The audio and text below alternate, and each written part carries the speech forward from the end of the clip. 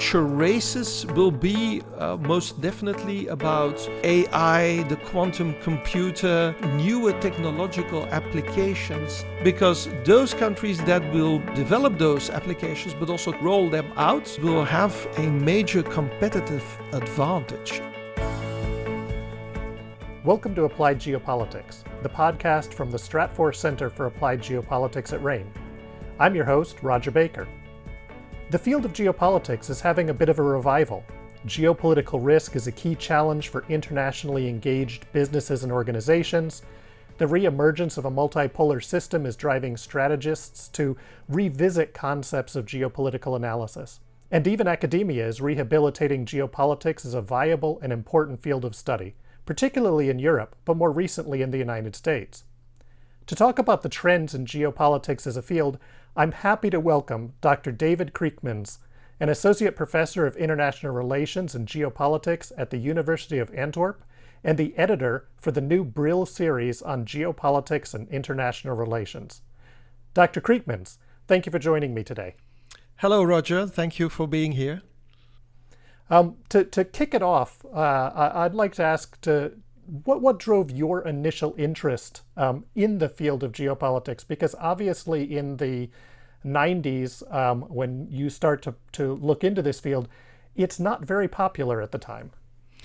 Yes, it started already 25 years ago. At that time, I was a young master's student looking into options for a PhD. And at that time, I was very interested, of course, in what had happened in Central and Eastern Europe. So the fall of the Berlin Wall, the Iron Curtain that had come down, and the question regarding, well, what are the borders of Europe? But quite quickly, when I was a few weeks or even months in the library, I discovered that actually when we were talking about borders, that there was this field of geopolitics which was actually, well, we had spoken about it in class, a half an hour or something like that as a relic of the past. But for me, it seemed that this geopolitical language, the concepts and also the geopolitical theories would be at some level relevant to understand these issues. And so I started my own adventure, if you will, because the literature was rather scattered over journals and books, French, English literature, German literature, etc. So I set out to write this book, which in the end became my PhD, on trying to, reconstruct actually the geopolitical thinking from the 1890s onwards up until 2005. So it was quite an undertaking. And at that time, it was quite interesting that colleagues or other scholars said to me, David, what are you doing? Geopolitics, that is the 19th century. You should do something about European integration or about globalization, and how interesting that 25 years later, the tables have turned and geopolitics is back at the center of international relations. Yeah, it's an interesting path and pattern, and of course, I've been in geopolitics and geopolitical analysis for about the same time, same length of time, and certainly went through that early period where very few people either recognized its significance or actually many people critiqued it as ahistoric compared to the trends of the world. And today, of course, you can't turn anywhere without seeing the word geopolitics thrown out everywhere. And I think that's one of the things, too, your book does and that you're trying to do. How do you define it? Because clearly people use the word geopolitics in 1,000 different ways, and there doesn't seem to be a cohesive understanding of what that actually means. Yeah, that's true. And that was one of the endeavors I set out to also to do in my PhD. I had this hobby of collecting definitions on geopolitics. I think that in the end, and this was 2005, I had about 80 different definitions in all kinds of categories. But for me, we need to go back to the basics. We need to go back to how geopolitics was developed as a field of thought at the end of the 19th century, which was an era which was up to a certain level quite similar to today, in the sense that there was an increasing power politics, location, geography, resources, but also new technologies. Think about the Industrial Revolution, the railways, later the airplane and sea power. Those were all quite relevant to try to understand the changes in the power relations amongst different nations. But for me, geopolitics is a scientific field that belongs to both political geography and to international relations. And it investigates the interaction between, actors, politically acting men, women, and their surrounding territoriality. So what I try to do, and try to do also in my work, is to bring the geo factor back into the geopolitical analysis, looking at territorially embedded factors. And you could say roughly that there are three big categories of territorially embedded factors: the physical geography, and that includes the location of countries, but also, the geography, access to the sea, but also the natural resources. The second is human geography, meaning, groups of people, where do they live, the culture, also the languages.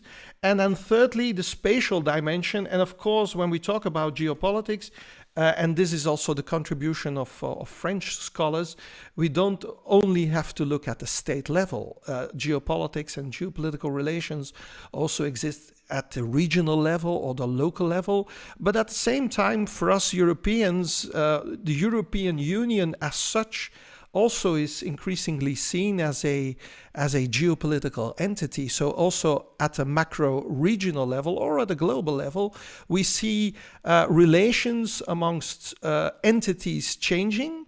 And then you could connect that also to, the latest scholarship, for instance, in security studies, and RANE is, of course, very well versed in risk analysis. And out of that literature, of course, we understand that geostrategic issues cannot be seen separate from geoeconomics or from environmental issues or from political issues. So in that sense, geopolitics has this ambition to be holistic, to connect variables with one another, to try to understand evolutions in world politics. And in that sense, there's a whole debate, of course, and I discovered a whole set of schools of thought that all try to contribute to that debate. Well, the way I've come to simplify my definition of geopolitics is I really think of it with three factors in there. Mm-hmm. It's organized people, right? So that's the engaged, organized people. Mm-hmm. It's place and it's time. Yes, because it exists both in a geographic spatial component, but mm-hmm. also in a temporal component. Yeah, and based upon that, of course, you can also do scenario analysis, making certain assumptions about that time factor. Right, and so as you mentioned in your research, of course, you've come across multiple different ways people sort of define or interpret or look at geopolitics. There's multiple schools of thought that have evolved over time, and again, we're seeing, and then there's critical geopolitics. And we're seeing some look back at some modifications, I guess, of classical geopolitics, teasing things back out from the origins of geopolitics and bringing it back. How are you seeing this evolve in the academic and the research space, the field of geopolitics, and how is it being rehabilitated?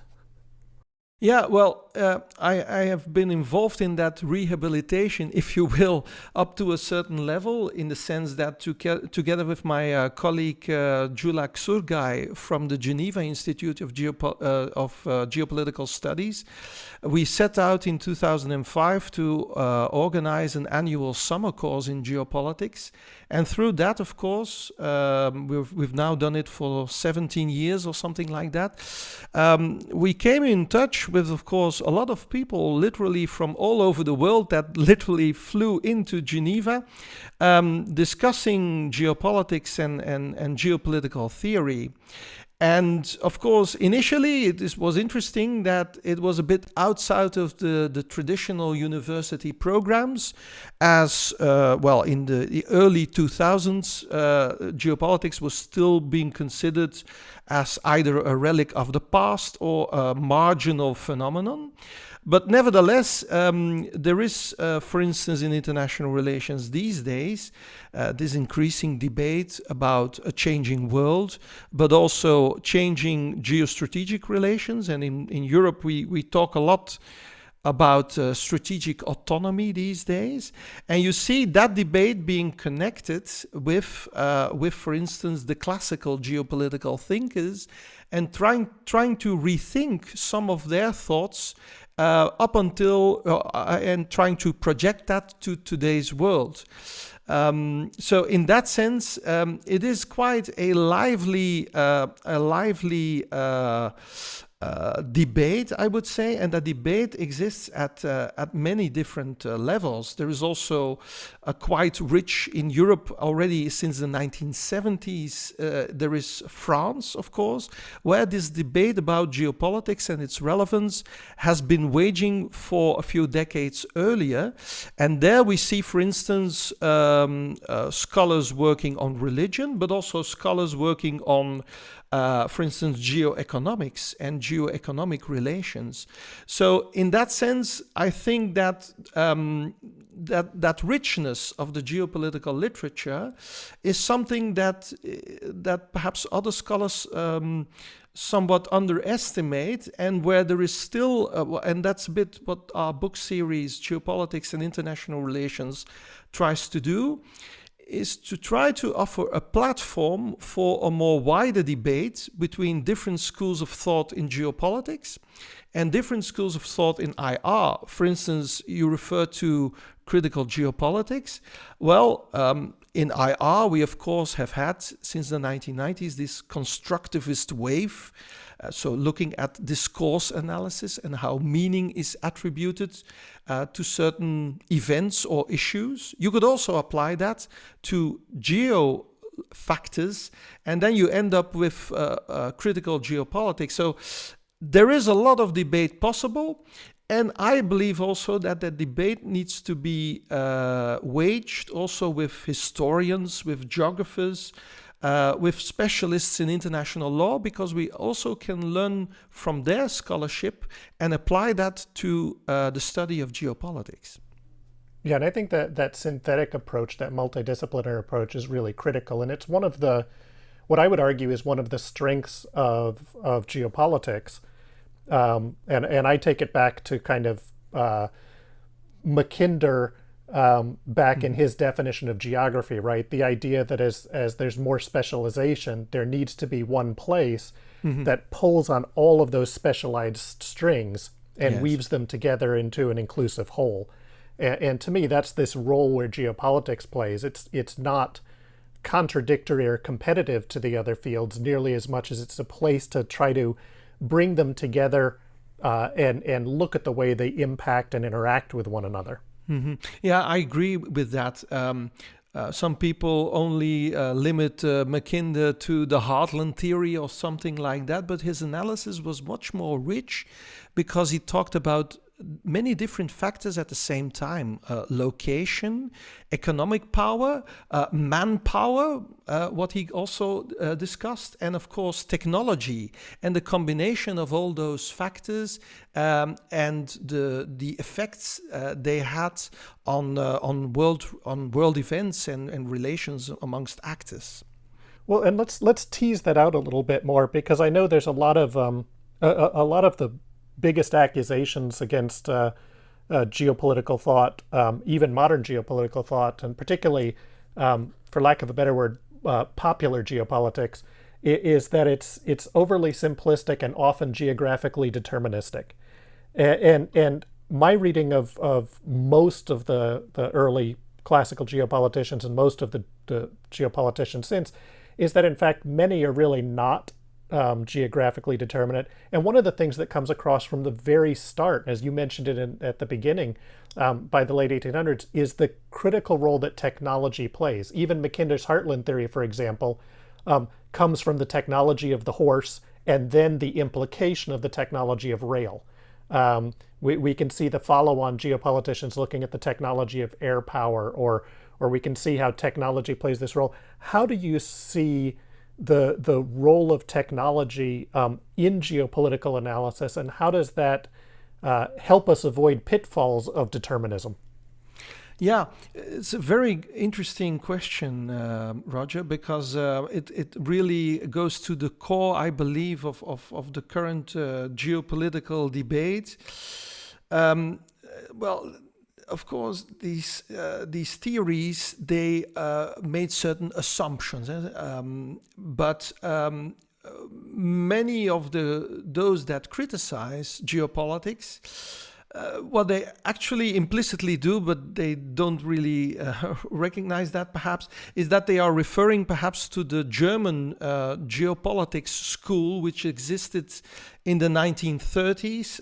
Karl Haushofer is then the name which we remember, who was a military person that was, of course, quite not so happy about the ending of World War I, and then discovered geopolitics. It was a concept that was developed by a Swedish author, Rudolf Kjellin, and Kjellin had developed geopolitics as a kind of integrated approach to understand the state as a living being, an idea that he had taken from Friedrich Ratzel. And Friedrich Ratzel, on his part, had actually applied the ideas of Charles Darwin to world politics, if you will. World politics was then a kind of survival of the fittest amongst nations. And if you start connecting all these ontological assumptions, in the world, the only states are relevant. They are locked in a survival of the fittest, so a social Darwinist world, and geography is key. Yeah, then you, of course, if you add that all up and if you radicalize it, as it was radicalized in the 1930s in Germany, then indeed you end up with a kind of geographical determinism. But in my studies, I also discovered that there was actually a whole debate, even in the 1930s, amongst geopolitical scholars that actually said, no, geopolitics is so much more. We need a much more refined and nuanced approach to try to understand how geofactors interact with all the other factors which you mentioned, including demography, but also technology. So, in fact, what I discovered is that actually there are multiple approaches to look at how geofactors interact with international relations and the other way around. I would like to mention Harold and Margaret Sprout because I believe that their work was really seminal in trying to establish how also other actors appreciated that interaction. And for the reader who is interested, there's more in our foundational book, Grounding World Politics Anew, on that. But of course, if we then look to today's world, so we say a complex world in which, of course, the geofactors are still relevant, and demography, I believe, is also very relevant. Think about China. It might be a giant today, but what about the future? If we look at future projections of China, the demography is going to decrease quite rapidly in the upcoming decades. But I believe indeed that technology is also a key factor for us today to try to understand how world politics will evolve. I'll give a few examples. We're currently in the midst of a war in Europe, and we are witnessing an energy crisis which no one of my generation has seen. That in itself is already a major challenge because perhaps countries such as Germany have made some choices in the past to to be rather reliant on the Russian Federation. That also was because they wanted to have cheap energy to still be competitive. But you saw also a Germany that was investing in renewable energy and in renewable energy technology. And actually what I believe is that those countries that can become successful. Think about the United States. You can also apply it to the shale oil and the shale gas revolution. That was a combination of older technologies into a new application, as a result of which the United States again became the biggest oil producer in the world, and that has shifted power relations. But energy is only one example, of course.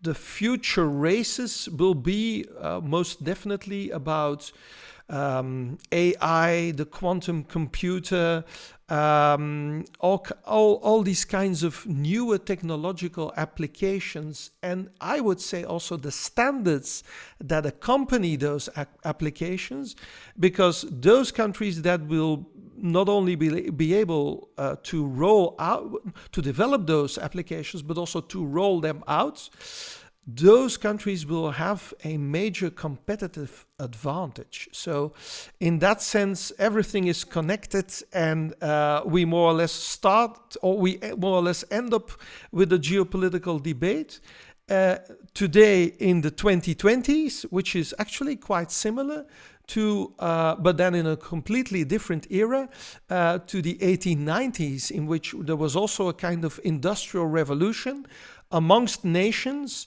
that created a kind of power crisis, if you will. Right, yeah.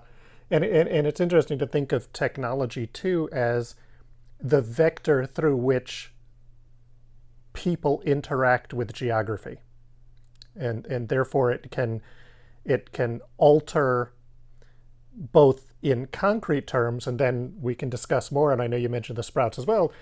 It can alter the perceptual value of geography at different moments in time based on different technology regimes. Yeah, definitely. And I would say technology is relevant in many different areas.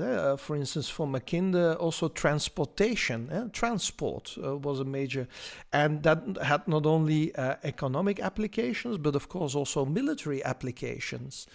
Transport is one. Communication is another one. The very fact that we are able to communicate with one another, but we're on the other side of the globe. That in itself has certain the spatial data, so the satellite data, which is very relevant today, for instance, in its military applications in the war in Ukraine, for instance.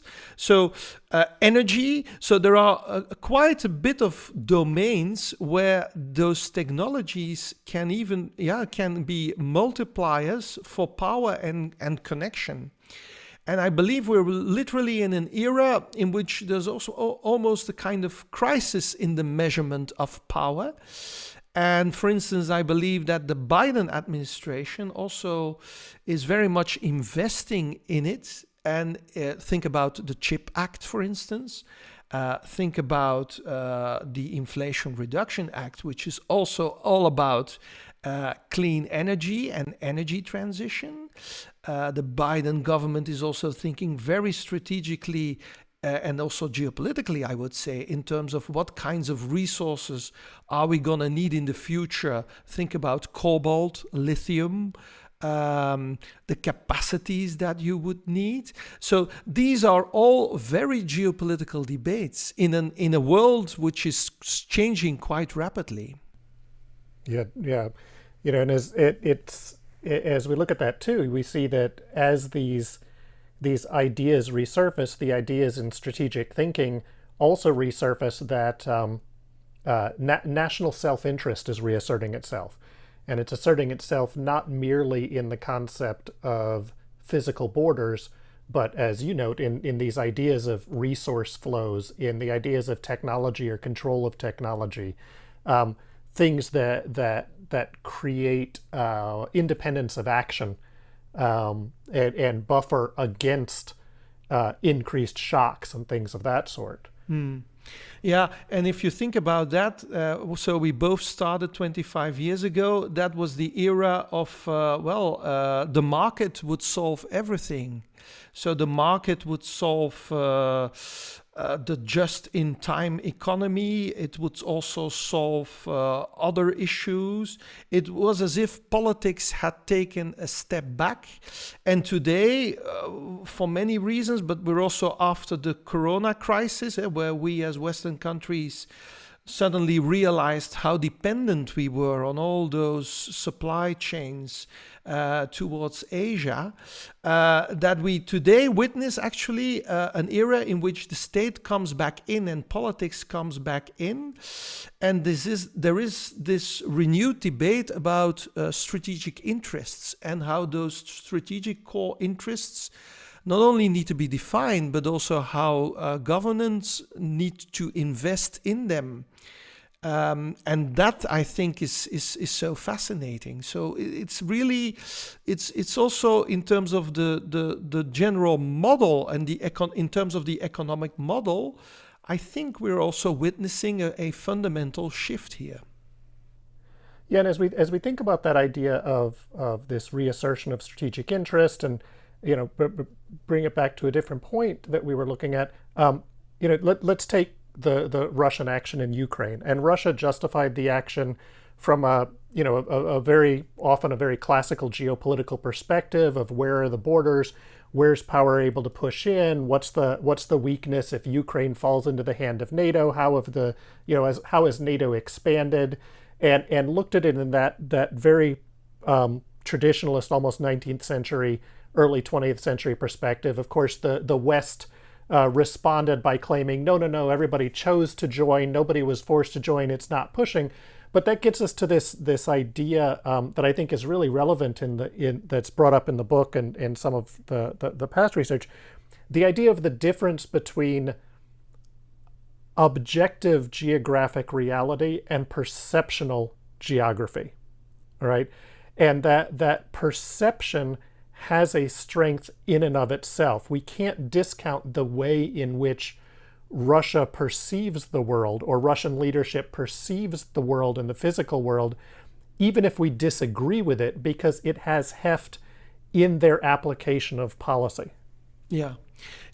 It's Harold and Margaret Sprout that actually, in an attempt to make geopolitics into a more neutral and analytical model, they came up with this idea that, of course, there is the material reality, but in order to understand foreign policy decisions, perhaps not so much the operational milieu, so the world as it is, the material world is important, but the world as it is perceived by central key decision makers. They call it the psycho-milieu, if you will.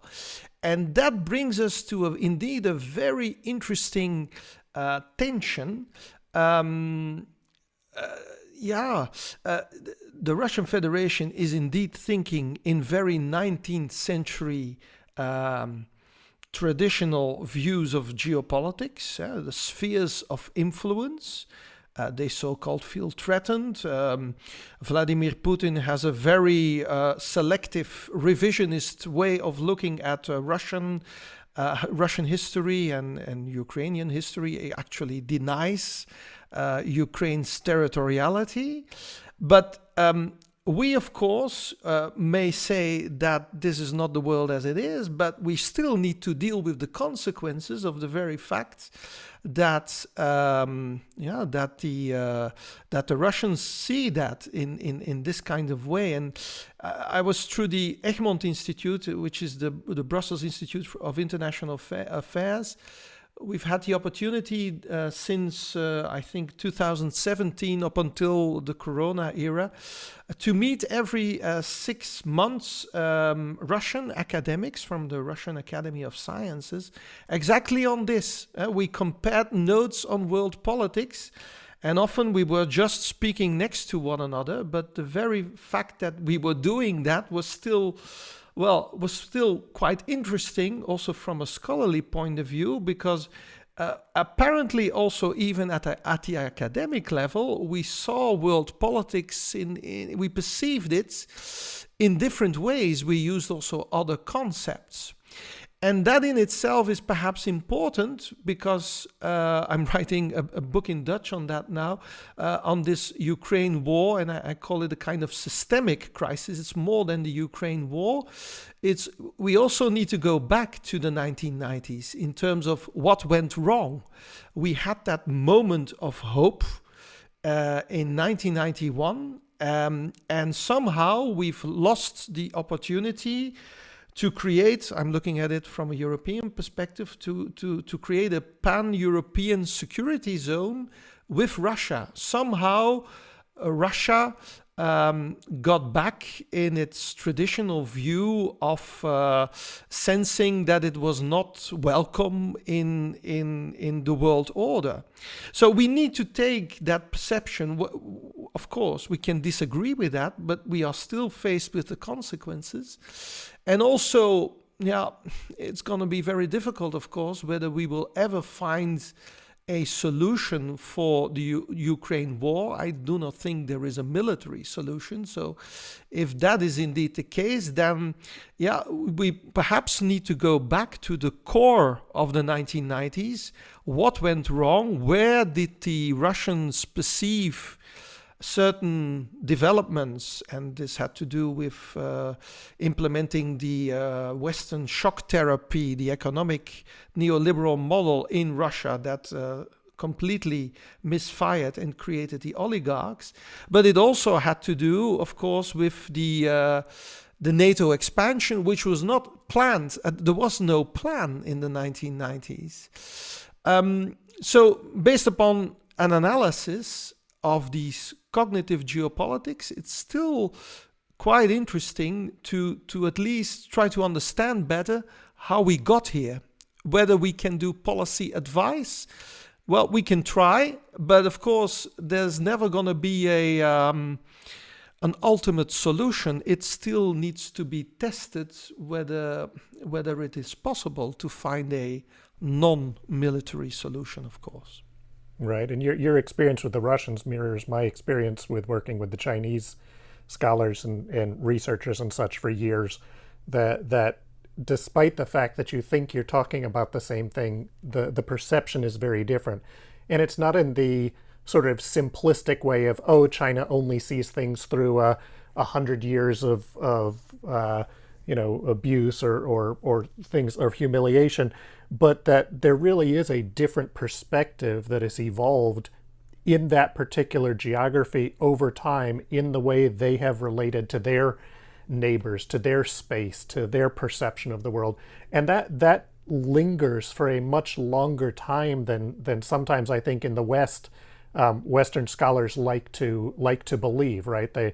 There's sort of, if you go back to that early 90s, the universalist perception that clearly the Western liberal order model won, and therefore everyone in the world by default thinks that way.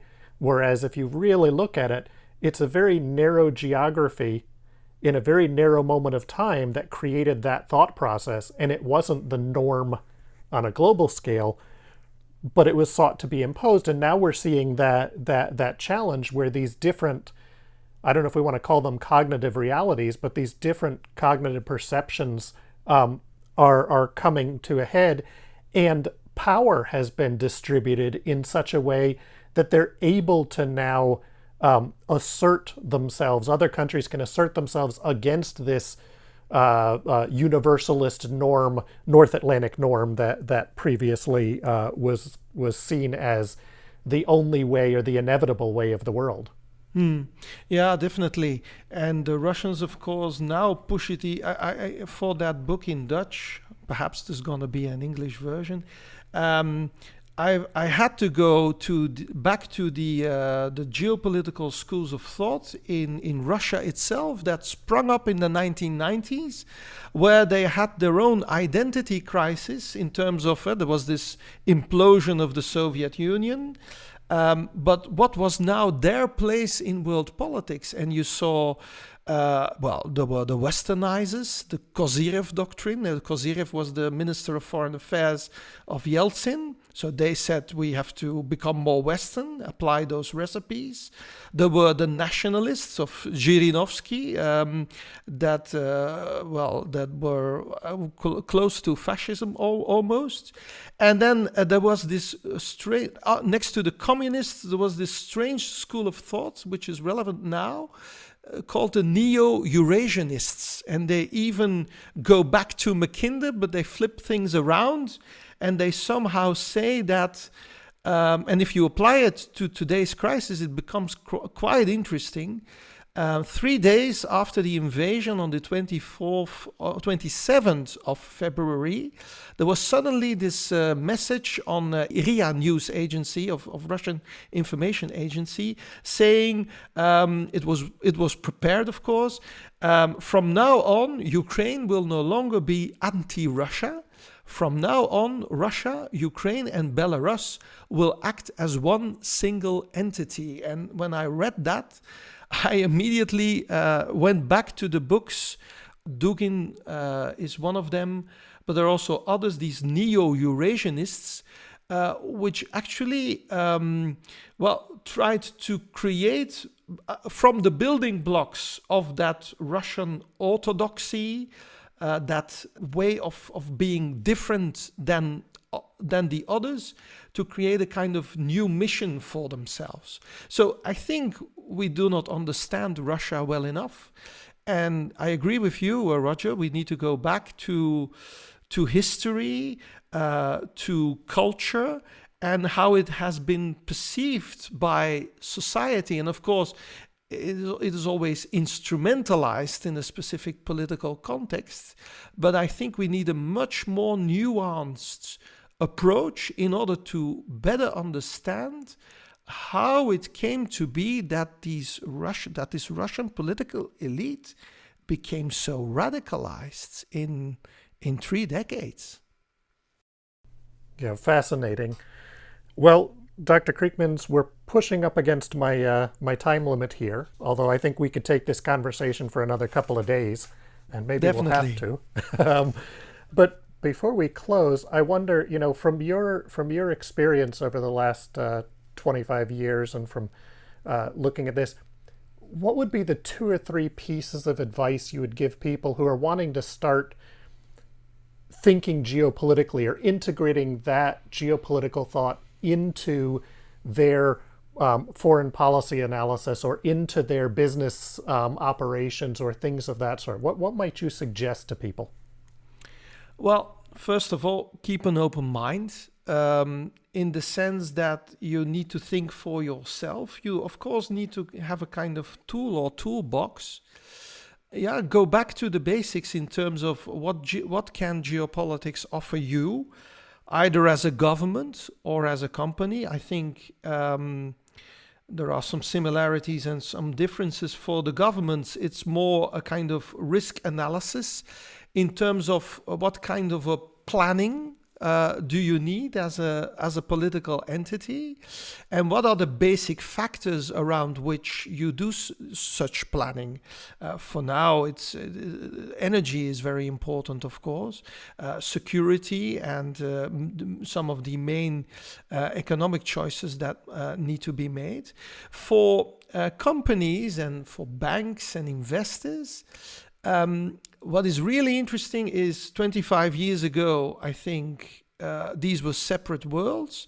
But today, banks approach me, for instance, and they say, well, we have difficulty in, evaluating those geopolitical risks. And I think that whether you are a politician or a policy maker or an economic actor, you need to understand that geopolitics, geoeconomics, security issues, geostrategy, they are not disconnected, they are connected. So the economic tensions that we see today, for instance, with China, they are also connected with the strategic dimension.